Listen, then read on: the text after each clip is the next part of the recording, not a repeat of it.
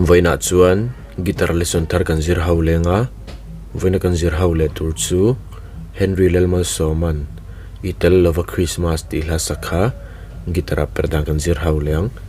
hela hi asakna ki a chuan air F inala asanga B flat A sharp pon ti thawa anyama C chuan C7 ni kan hmang telanga F7 chuan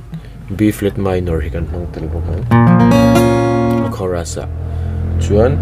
khamiki khan adu chuan kan play theya heta aul samjok nan kepo hi fifrita koron vuanga chuan sin kan lang a asanga F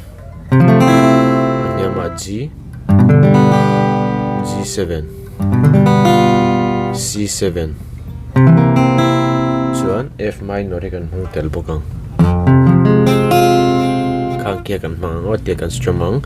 down down down up tikhana down down down up tikhan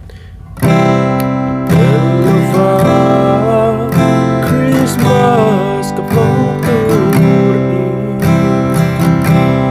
kaya har lunga lenge mai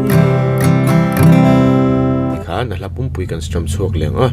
chuan ala miling karam play lenga uluk den ilo ngai thale don nia